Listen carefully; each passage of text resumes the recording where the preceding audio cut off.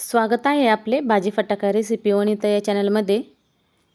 तर कोणाकोणाला उन्हाळ्यामध्ये बाहेर गेल्यानंतर गाड्यावरची लस्सी, ज्यूस, थंडगार असा बदाम शेक, मिल्क शेक प्यायला आवडतो। त्यांनी कमेंटमध्ये सांगायला विसरू नका आणि ज्यांना आवडत नाही त्यांनी पण सांगा कमेंटमध्ये। आणि जे चॅनलवरती नवीन आहे त्यांच्यासाठी चॅनलला सबस्क्राईब करा, पहिलं शेअर करा आणि लाईक करा।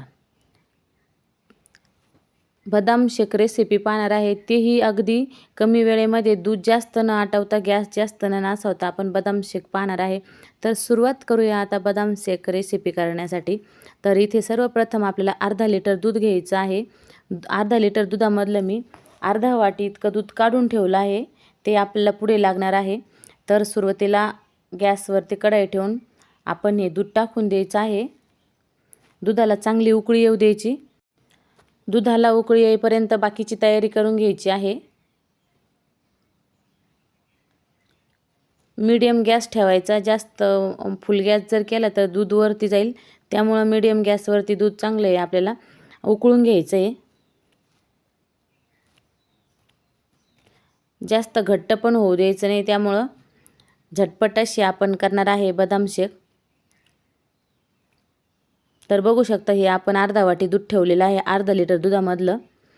त्यानंतर इथे 8 ते 10 इतके भिजवलेले बदाम आहे, 7-8 तास असे भिजून द्यायचे।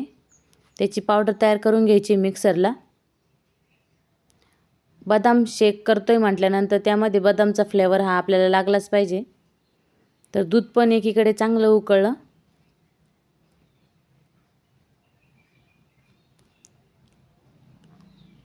चांगले खळखळून अशी उकळी आले आहे दुधाला। आता मेन काम म्हणजे आपल्याला हे बदामचं जे पेस्ट तयार केली आहे ती दुधामध्ये टाकायची आणि मिक्स करून घ्यायची चांगली। खाली कढईला लटकणार नाही, त्यामुळे सारखं मिक्स करत राहायचं आहे। कढईच्या साईडला जे दुधाचं साय लटकलेली असते ती पण सर्व घ्यायची आहे आपण दुधामध्ये। अर्धा वाटी इतकी साखर घालायची आहे। अर्धा लिटर दुधाला अर्धा वाटी साखर घालायची। जास्त गोड पण होत नाही आणि जास्त फिक्क पण होत नाही बदाम शेक। दूध आळवल्यामुळं ते पण गोडच लागतं थोडंसं। वेलची पूड टाकायची, अर्धा चमच्याला कमी इतकी वेलची पूड टाकायची आणि चांगलं 2 ते 3 मिनिटासाठी उकळून घ्यायचं। म्हणजे जे बदामची पेस्ट आहे ती पूर्णपणे शिजली पाहिजे। आता सर्वात महत्त्वाचं म्हणजे कस्टर्ड पावडर लागणार आहे आणि ते पण व्हॅनिला फ्लेवरची लागणार आहे।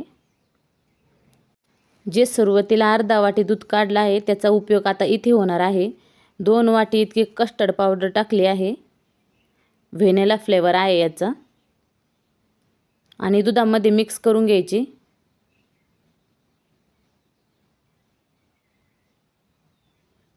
बघू शकता तुम्ही custard powder, creamy milk sugar add असं हे व्हॅनिलाचं पाऊच आहे। 40 ते 50 रुपयापर्यंत मिळून जाईल आणि 40 ते 50 रुपयामध्ये आपण 5-6 वेळेस आईस्क्रीम, बदाम शेक, मिल्क शेक करू शकतो। आता कस्टर्ड पावडर टाकून घ्यायची, एकदम सगळी टाकायची नाही, हळूहळू थोडी थोडी करून टाकायची आणि मिक्स करत राहायचं आहे। गुठळ्या होणार नाही त्यासाठी 2 टप्प्यामध्ये टाकायची। सुरुवातीला थोडी टाकायची, नंतर थोडीशी, आणि वाटी पण धुवून घेतली आहे ते पण टाकायची त्यामध्ये। आणि कस्टर्ड पावडर टाकल्यानंतर 2 ते 3 मिनिटासाठी उकळून घ्यायची चांगले। आता इथे गॅस बंद करू, आपण थंड होऊ देऊ। फ्रीजमध्ये ठेवून दिलं आहे थंड होण्यासाठी।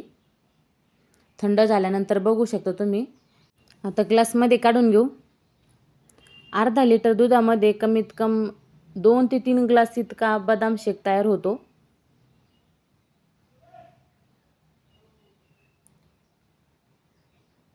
तर आता सजावटीसाठी बदामचे तुकडे टाकायचे आपल्याला काप।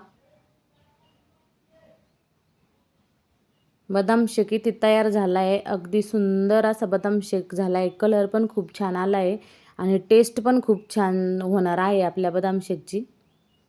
तर तुम्ही पण घरामध्ये असंच बदाम शेक करून पहा आणि कमेंटमध्ये सांगायला विसरू नका कसा वाटला बदाम शेक।